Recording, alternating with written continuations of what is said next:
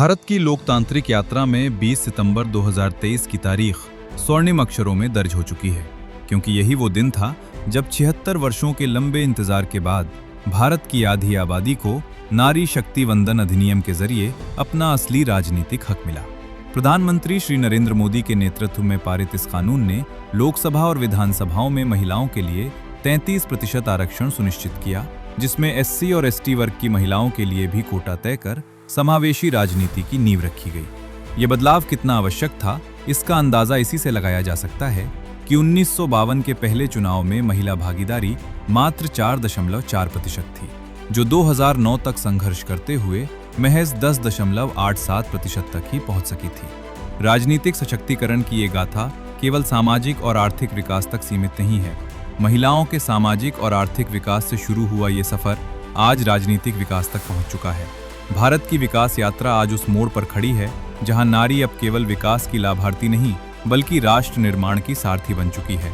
इस परिवर्तन की नींव सामाजिक स्तर पर तब रखी गई जब स्वच्छ भारत मिशन के तहत 12 करोड़ से ज्यादा इज्जत घरों का निर्माण कर महिलाओं को रोजमर्रा के अपमान से मुक्ति दिलाई गई और उज्ज्वला योजना के 10 करोड़ से अधिक मुफ्त एलपीजी कनेक्शनों ने उन्हें चूल्हे के जानलेवा धुएं से बाहर निकाला। सम्मान की इस धारा को संपत्ति के अधिकार से जोड़ते हुए पीएम आवास योजना के अंतर्गत ग्रामीण क्षेत्रों के 70% घरों और शहरी क्षेत्रों के 90 लाख घरों की मालकिन आज महिलाएं बनी हैं।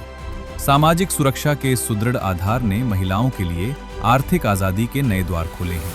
प्रधानमंत्री जन धन योजना के तहत खुले 57 करोड़ खातों में से 32.21 करोड़ खाते महिलाओं के होना इस वित्तीय क्रांति का सबसे बड़ा उदाहरण है। स्वयं सहायता समूहों की 10 करोड़ महिलाओं में से 3.07 करोड़ लखपति दीदी बन चुकी हैं। मगर आर्थिक और सामाजिक रूप से सक्षम होने के बाद अब समय की बड़ी आवश्यकता ये है कि नीतियां बनाने वाले सदन में भी महिलाओं की भागीदारी उतनी ही प्रभावी हो। इसी आवश्यकता को पूरा करने के लिए मोदी सरकार द्वारा नारी शक्ति वंदन अधिनियम पेश किया गया। जब तक बेटियां राजनीतिक निर्णयों की सूत्रधार नहीं बनेंगी, तब तक विकास की ये गाथा अधूरी रहेगी। ये अधिनियम न केवल महिलाओं को राजनीतिक नेतृत्व का अधिकार देगा, बल्कि उनके शक्ति और संकल्प से नए भारत का भाग्य भी लिखेगा। सशक्त और अधिकारपूर्ण महिलाएं वो धुरी हैं जिनके नेतृत्व में एक समृद्ध और आत्मनिर्भर विकसित भारत का निर्माण सुनिश्चित होगा।